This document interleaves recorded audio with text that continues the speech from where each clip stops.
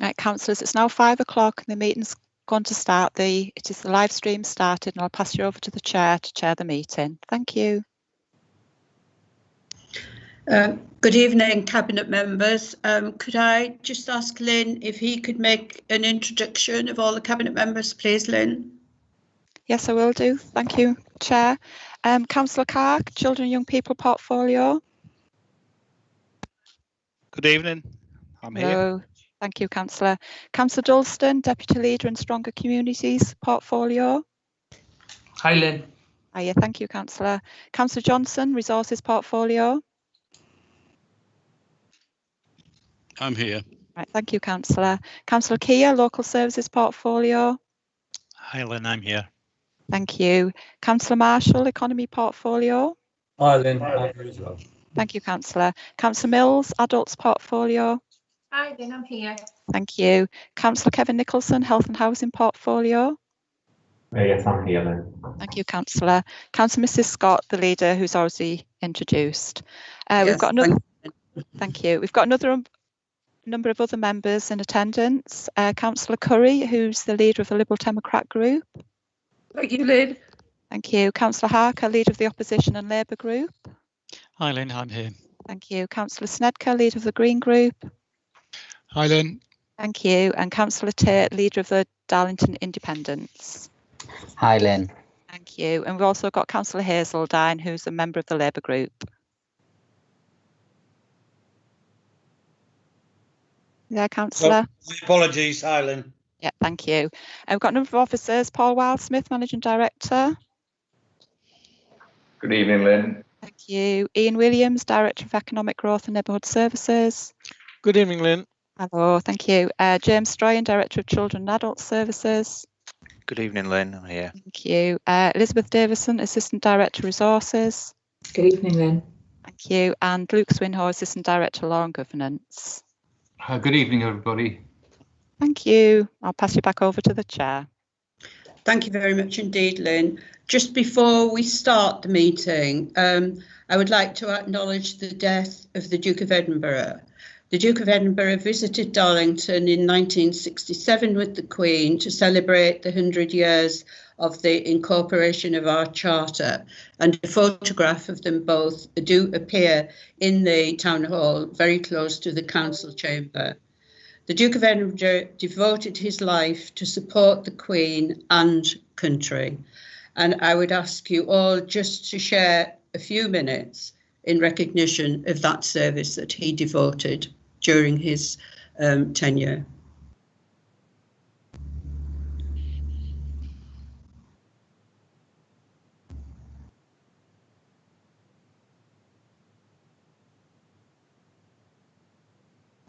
Thank you.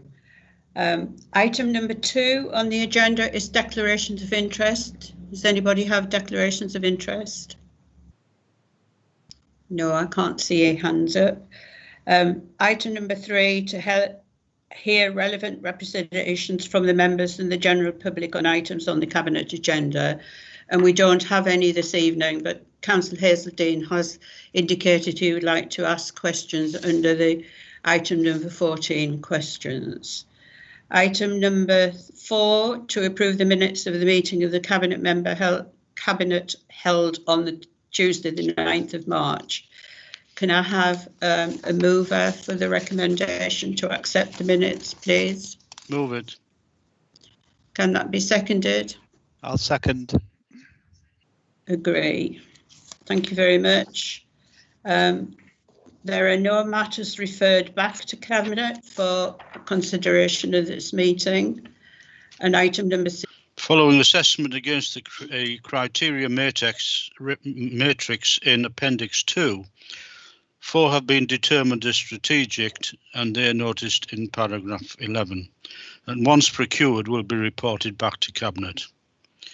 As an exception, it is sometimes necessary to waiver the procedures rule following consideration and allowing immediate decisions using the criteria as given in paragraph 15. Appendix 3 lists the contracts where the rules have been waived. I move the report with recommendations in paragraph 4 for the reasons detailed in paragraph 5. Thank you, Chair. Can we have a seconder, please? Seconded. Thank you. Does anybody have any questions to Councillor Johnson? I can't see any hands up, so there's nothing for you to reply to, Councillor Johnson. Item number 8 is the locomotion number 1 and the replica, and if I can just introduce this report. The replica of locomotion number 1 is an important acquisition to help celebrate the 2025 celebrations. Paragraph 13 of the report explains the aspirations that we do have and the work that will have to be carried out to enable to be in working order. It will be a major attraction for the public as an ongoing attraction for the 2025 celebrations. The report also highlights the arrangements in paragraph 8 and 9 of locomotion number 1's return to Darlington for numerous periods, both during the 2025 celebrations and afterwards, along with other exhibits on loan from the National Railway Museum. Obviously, the recommendations in paragraph 3 explain the reason behind this report and to approve the provision of a grant to Beamish Museum to a maximum of £150,000 to enable them to restore the locomotion Dunrobin, which obviously will be another event which will be available for the 2025 celebrations. If I can move that we approve the acquisition of the reclamation of locomotion number 1 from Beamish Museum, to authorise the Director of Economic Growth and Neighbourhood Services in consultation with the portfolio holder to finalise the terms, and to authorise the Assistant Director, Law and Government to complete the legal agreements necessary for the acquisition and grant. Can I please apologise? I've had a slight migraine issue this afternoon and I've got floaters before my eyes. I'm hoping that I will last out for the rest of the meeting, but if not, I'll have to hand over to Councillor Dalston. I have taken medication, so hopefully I will be all right.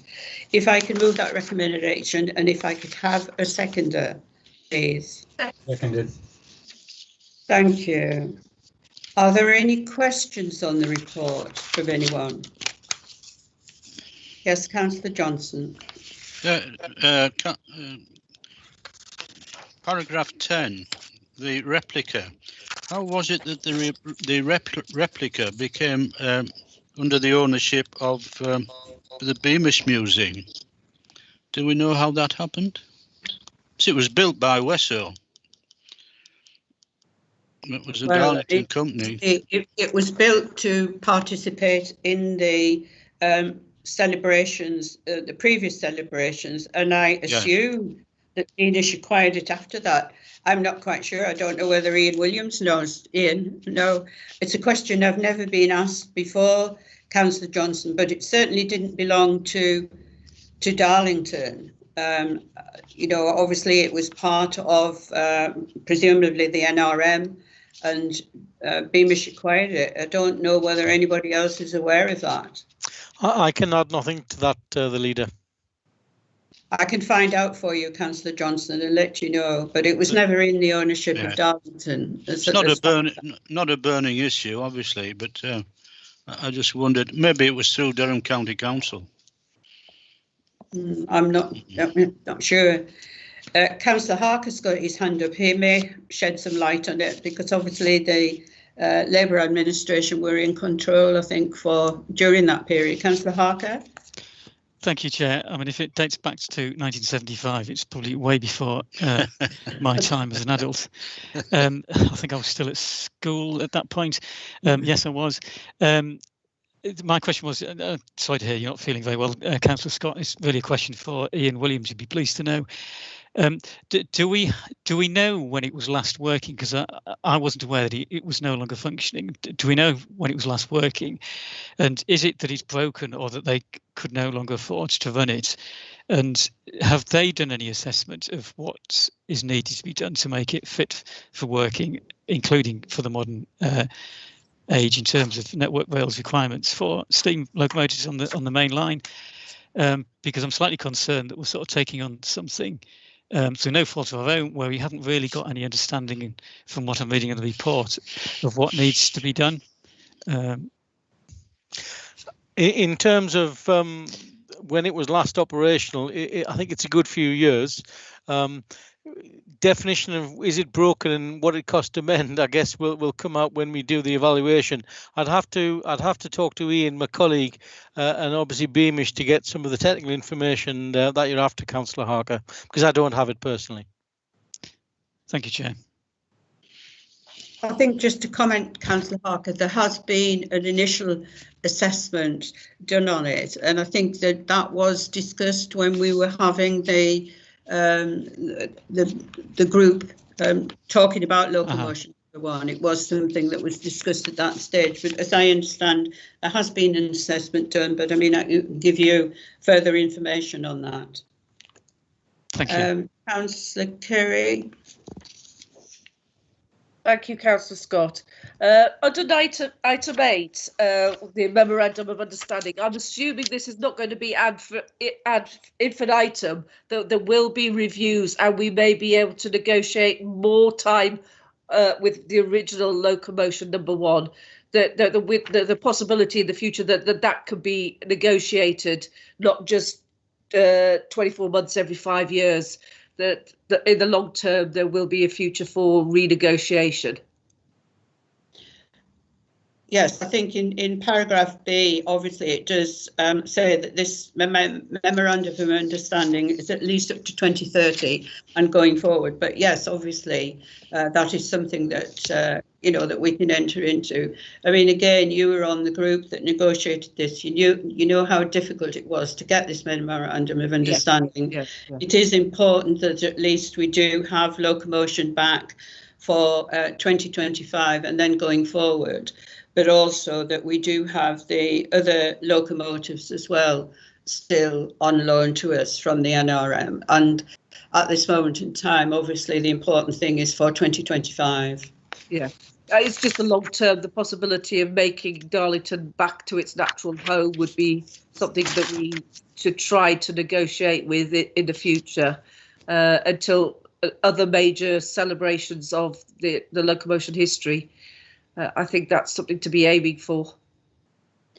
Yes, and I think, as you're aware, it was the legal document that obviously was the thing that we just couldn't challenge. But, obviously, yes, going forward, if there is something we can do, I'm quite sure that everybody would be in favour of that. Thank you. OK. If there's no other comments, can I have an agreement to the recommendations? Agreed. Thank you. Next item on the agenda is Stronger Communities. Councillor Dalston. Thank you, Chair. I'm delighted to bring this report to Cabinet, which outlines our proposal to introduce the newly formed Stronger Communities Fund. An allocation of £50,000 has already been earmarked for this project, as outlined in the MTFP, which was approved by Cabinet earlier this year. Over the last 12 months, we have seen more than ever before the true strength of our communities. Residents coming together to support each other, and indeed community groups who have changed the way they support people during their hour of need. My overarching commitment is outlined in our council plan is to build strong and resilient communities, and I believe to do that we must get to the roots and foundations of our neighbourhoods. This new fund will equip each member with an allocation of £1,000, which can be put to various good causes that will sustain, enhance and develop all wards across our borough. This council is committed in ensuring that we level up our wards and give every resident access to the same opportunities. We are confident that this fund will enable us to further support residents as we move forward. Whether you're a small Scouts group, an over 60s bingo club, or creating unique community events like Firth Moor Live, we want to hear from you. Residents and communities are at the heart of everything we do, and we hope this fund is seen as a positive step forward in our ambitions to deliver success for Darlington. I would ask members to agree the recommendations in paragraph 7 for the reasons given in paragraph 8. Thank you, Chair. Can we have a seconder, please? I'll second that. Thank you. Does anybody have any questions to Councillor Dalston? No. No, I can't see any hands up. Is that agreed? Agreed. Thank you. Agreed. The next item on the agenda is item number 10, waiting restrictions for George Stevenson Drive. Councillor Kerr. Thank you, Chair.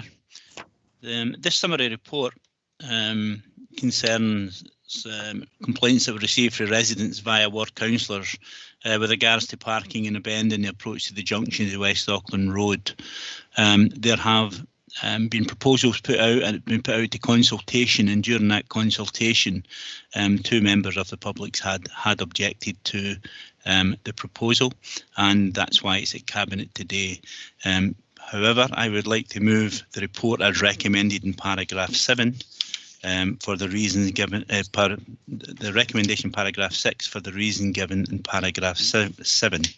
And the recommendation is that we support the move to improve traffic flow and to dismiss the 2 objections that have been reported to us. Thank you, Councillor Kerr. Have we got a seconder? I'll second it. Thank you, Councillor Johnson. Are there any questions to Councillor Kerr? Yes, Councillor Mills. More of a comment, if appropriate, just obviously as being one of those ward councillors within the Brinkburn and Fairview ward, just have on record that we are pleased that action has been taken and residents have been listened to, both for and against this. We think it's timely that action has been taken with now that there's been extra development in that area, and fingers crossed we hope to see that there's an improvement, or at least this will lead into some better community care on the road in that area anyway. But yeah, thank you very much. Thank you, Councillor Mills. Yes, Councillor Snedker. Thank you, Chair. Just a quick question to Councillor Kerr. Obviously, I do support this recommendation. I was wondering in the mix whether anything's been done to look at why its restrictions weren't placed on this section of road from the get-go. Obviously, looking at the road and knowing that road fairly well, it is narrow, and it would have made sense to have had the restrictions there in the first place. So maybe Councillor Kerr can't answer now, but whether we've had a chance to look at it and learn lessons for the future, so similar inconvenience to residents and danger to road traffic doesn't happen again. So yeah, that was my comment on that. Thank you. Any more questions? Okay, Councillor Kerr to reply. I don't know the reason it wasn't in there. I think it's when they do the roads, I think it's a parking. I don't know if they expected people to park there, but certainly I'll take those comments back, Councillor Snedker, and we'll feed that back to the highways folks. Councillor Mills, your hand is up again. Is it just a legacy hand? Apologies, Chair, just to let Councillor Snedker know that I can brief him after this meeting if necessary. Obviously, being the ward council, we know that other investigations had taken place prior, and the council had investigated and done further work in the past, and had objections at that time. But there is further information that I can give him if that helps. Appreciated. Thank you. Thank you, Councillor Mills. Is that agreed? Agreed. Thank you. Item number 11, release of capital allocation. Councillor Johnson. Thank you, Chair. This report seeks approval to release capital funding for the benefit of council-owned premises and for advance fees. The council owns and is required to maintain a number of properties, and an independent company was commissioned to carry out a stock condition survey, following which those needing the most remedial works were prioritised. 2 properties have been identified, the Dolphin Centre for rainwater management works and also for work on the pool base. And secondly, the South Park Clock Tower to support rotting timbers within the structure. Members will recall that 250,000 was allocated for repairs in the capital MTFP earlier this year. Advanced design fees are also catered for in the MTFP to bring forward projects which are well defined, ready to go, and likely to be more successful in attracting external funding. Finally, I'm pleased to inform you the Council was successful in obtaining £443,313 from the Government Heat Carbonisation Scheme. The grant funding will be used for a number of energy-saving initiatives, including the introduction of air source heat pumps in the Town Hall and Hippodrome, which will remove the old gas boilers. There are also additional solar and LED lighting upgrades. Overall, there's a projected energy saving of 870,500 kilowatts. This council is certainly playing its part in climate change action. Thank you, Chair. Thank you, Councillor Johnson. Is that seconded? Seconded. Thank you. Are there any questions to Councillor Johnson? Yes, Councillor Curry. It's not a question, it's basically a comment. I'm pleased that we're looking to review the heating system within the town hall. I know in the past it's caused a great deal of problem, being too hot in the warm weather and not all in some rooms too cold. So I welcome the chance of revamping and bringing it up to date and making it more energy efficient for the town hall. Thank you, Councillor Snedker. Yes, thank you, Chair.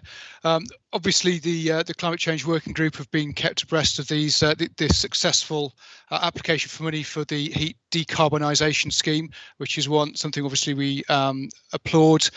Just a little plea, really, in the papers that come before committees of various different sizes. There's the matrix at the beginning, which has crime, disorder, health and well-being.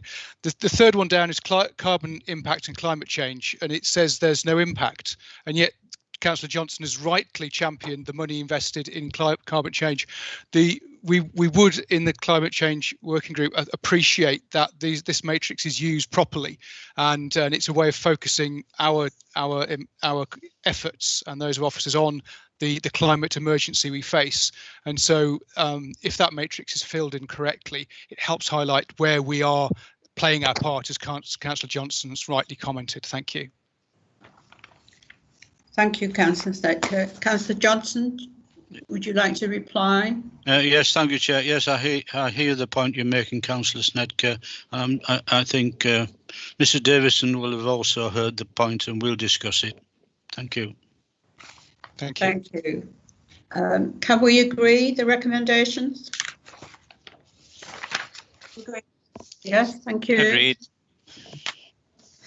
Item number 12, membership changes. Are there any membership changes? No, can't see any hands up.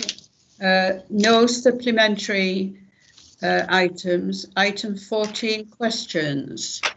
Councillor Hazeldine, do you want to put your questions?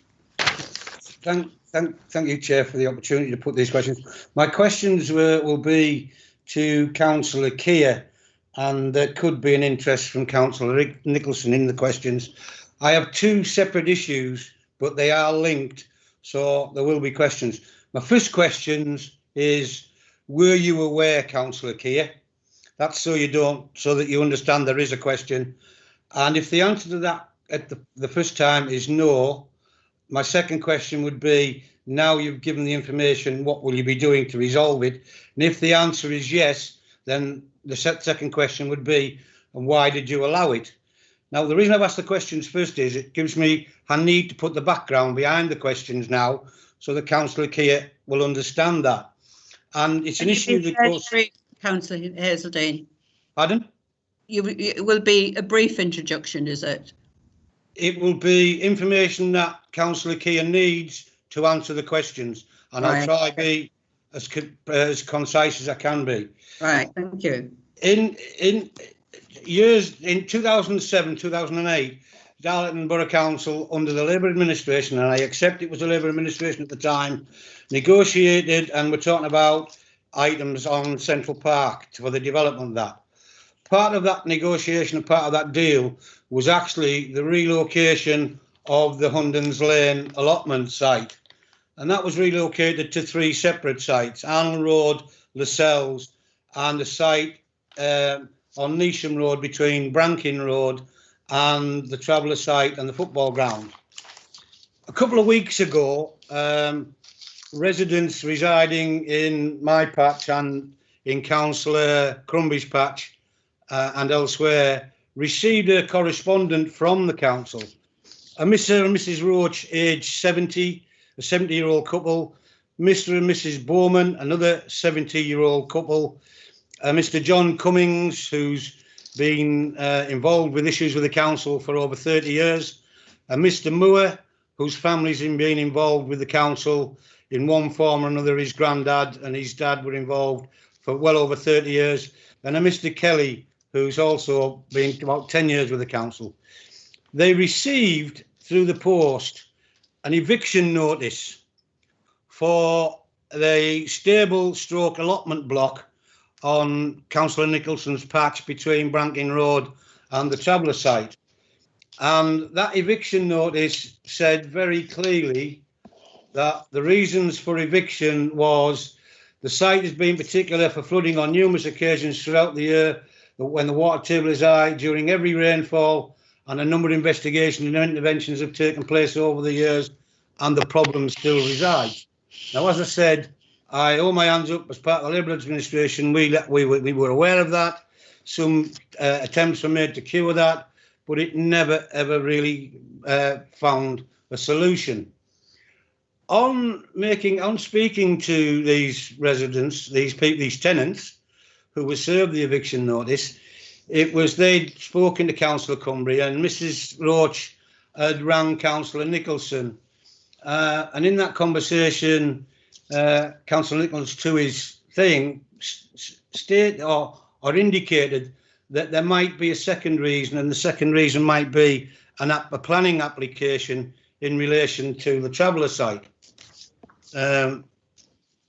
I know that the council have had problems, and we still have issues over the level of allocation we have for travellers, and we have quite a few court cases, and we've been trying to bring a solution for quite some time, and we've spent at least well over £3 or £4 million in various sites on the town to try and resolve this.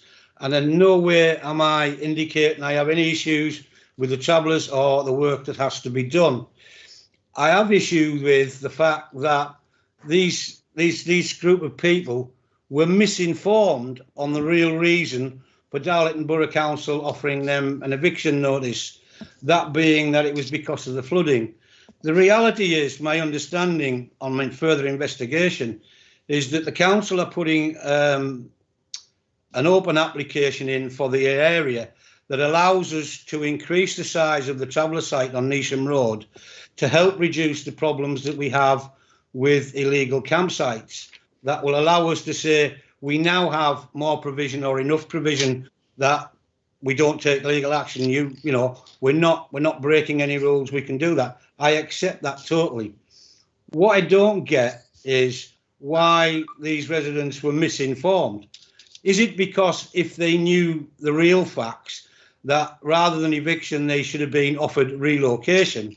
Or is it because if they knew the facts, we should have maybe been offering compensation rather than eviction outright with no worries at all? And to put a bit of context on the issues that are for this group of people, Mr. and Mrs. Roach are 70-year-old and already both have issues around their health. The horse that they particularly keep is 27 years old. And I can say from personal experience, I was around and knew these people when that horse was born 27 years ago. And they were tenants then at Hundon's Lane and been paying rent at Hundon's Lane. Mrs. Roach received her eviction notice 2 days after paying her £300 rent. Mr. and Mrs. Bowman, I've known them for the last 25, 30 years. They have 2 horses, one that is the age of 32.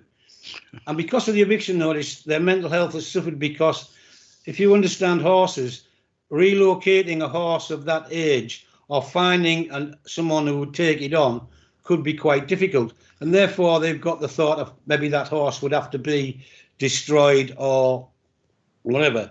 So the mental anguish that it's caused them is real and unbelievable. We've got to remember that under the administration, the Labour administration at the time, it was a partnership between the Tees Valley Regeneration Group and Groundwork on the relocation. So the shared responsibility is not just with Darlington Borough Council, it is with Groundwork and Tees, well, it's TVR now, Tees Valley Combined Authority now, long before Mayor Houchin was even aware of Central Park, much to the thing that he sometimes denies. And what I really need to understand is, why was wrong information fed to these individuals around the reason for their eviction? And if Councillor Keir was aware of that information, and if his answer to that, was he aware, is yes, is why did he allow it? And if his answer to that first question is no, and now that he has some information that he can put together and that, what will he be doing to help resolve the matter? If you want me to go on to the second one, which has probably only got one question. Yeah, Councillor Hazeldine, can we ask for a response back from Councillor Keir, and then I might clarify.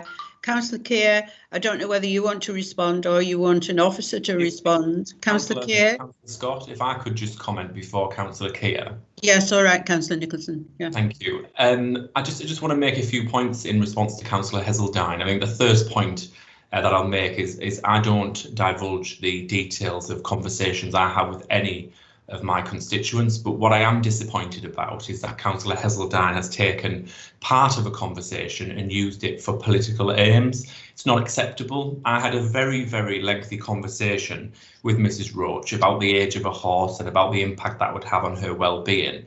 And I had that conversation in good faith in that I didn't fully understand the reasons as to why the eviction process was happening. I still don't fully understand. However, I do know that there are challenges in that particular area of town to do with flooding and where the animals are at risk in terms of when it floods and how appropriately the council can respond to that situation.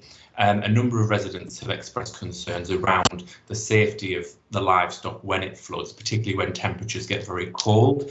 So it's right that the council look at the overall piece in terms of our estates as to how we need to sort of monitor that. But to suggest somehow I was suggesting to a resident that that there might be an ulterior motive to the council, that's absolutely not true and not in the context of the conversation. I was having a wide-ranging conversation with not just that particular resident, but a number of residents about there's lots of reasons as to why council makes decisions, and I think it's totally unfair to suggest somehow that I've had that conversation on the angle that perhaps they're going to get shifted out because the council want to build over it. It's totally inappropriate. And actually, as a councillor, I'm not sure if, I don't believe Mrs. Roach is represented by Mr. Hazeldine, but Councillor Hazeldine is in fact represented by Councillor Crumby, who, what I will say, was attempted to be contacted a number of times throughout that week and was unable to be contacted. So that's why I was contacted in the end. So I just want to put that clear. When residents contact me, I do follow up their concerns, and this concern is still being followed up. And I just wanted to make that clear, Councillor Scott. Thank you. Thank you, Councillor Nicholson. Councillor Keir, do you want to respond to Councillor Hazeldine's question? Thank you, Chair. I am aware of the eviction notice, and the reasons for the eviction essentially is that it's untenable for that stable to remain as a stable. It's constantly flooding. It's an unsuitable place for the horses. I think relocation was offered to the residents who own the stables, and that was the reason for the eviction. And I think timeliness was in there as well. I think it's over a period of time. As to planning notification, I know of no planning notification going through for anything just now that I'm aware of. What I will do is I'll speak to the planning folks and see if there is anything there. But essentially the reason was that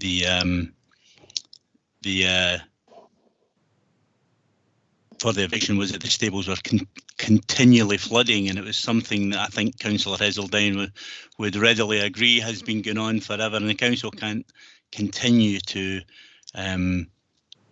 pay for the cost of those stables continually flooding. And it's not a case of what can we do, there isn't anything there, and that's the reason that the eviction notices have been served. It's an unsuitable area for the horses.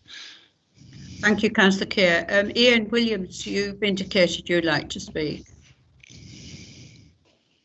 Thanks, Leader. The reference by Councillor Heseltine and the link to planning policy for gypsy site provision is inappropriate and incorrect. As Councillor Keir has clearly stated, the site has a history of severe flooding.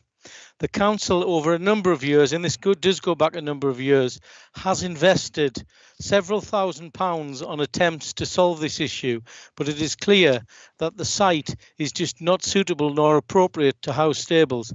There has been a number of requests made to us to look at animal welfare and other matters, so we are taking that into account. In terms of the negotiations and conversations we've had with residents, that's been going on for quite a while. We even proposed that if residents wanted to take over the stables and resolve the flooding themselves, they could do that, and that was proposed a good 2 or 3 years ago. And the stables leaseholders did not want to take that responsibility on. And my understanding is that the eviction notice have got a lengthy legal period of notice, which we are observing and following to the letter. Thanks, Leader. Thank you very much, Councillor Heseltine. I think you've had answers to your questions, both from Councillor Keir and from the officer.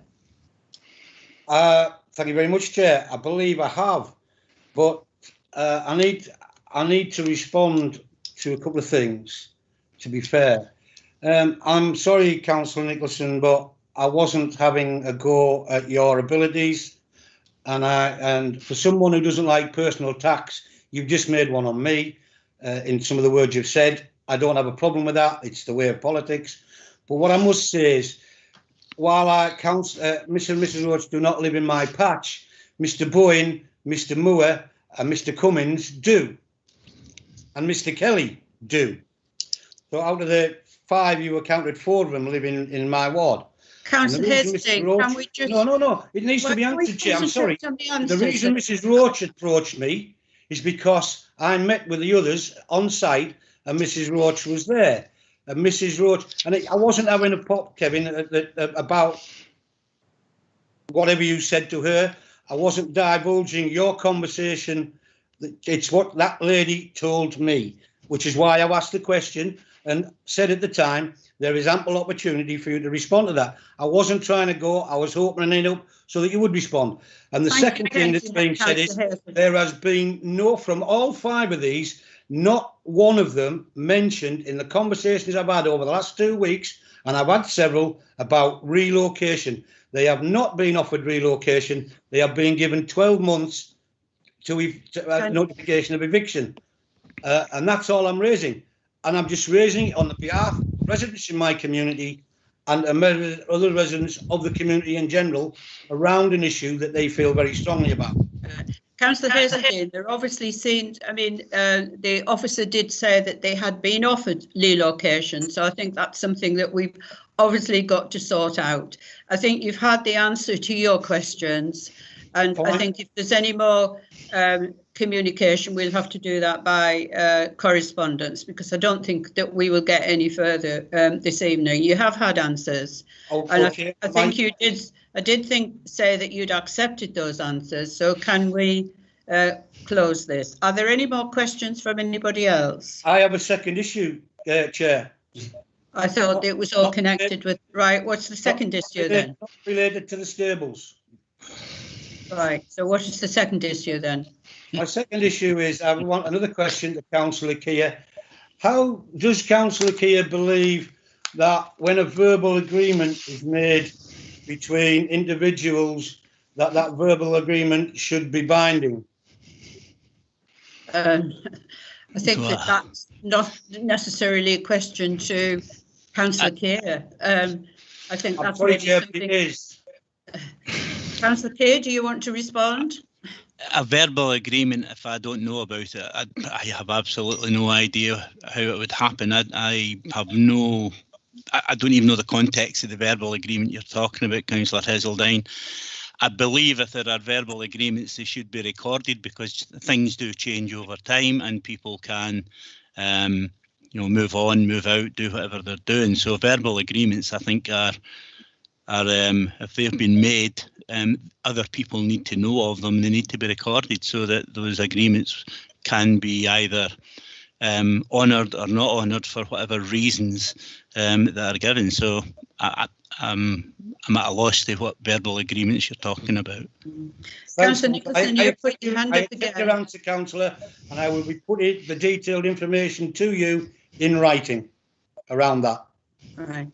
Thank you, Councillor Scott. No, it was just really quick, actually, just in response to Councillor Heseltine's comment about being personal. I don't believe I was personal to Councillor Heseltine, other than pointing out the process of the question he asked me. So what I'm going to do is I'm going to ask Luke Swinnow, who's sitting in, to clip that clip of me having that comment back to Councillor Heseltine, and just to give a view as to whether there was anything that I said that was personal. I don't think there was. I don't believe there was. I'm happy to withdraw anything that I've said if it was personal. I clearly narrated there is a very difference between being personal in terms of individual comments about people's personality style and things like that, as opposed to comment on people's job and performance. They're very two different things. So I know Luke's a busy man, but I'll get him to clip that bit, have a look, give me his view on it, because it's very important that we nail down when someone is being personal, and I don't believe I was. So if you don't mind doing that, Luke, that'd be helpful. Thank you. I've told you, Councillor Nicholson, I have no problem with what you said. Councillor Heseltine, can we draw this to a close? You've had answers, and very obviously, you can play the political move if you want, Councillor. I am happy with that. Right, thank you. Are there any more questions from anybody else? No, in that case, can I thank you very much for your attendance. Good evening.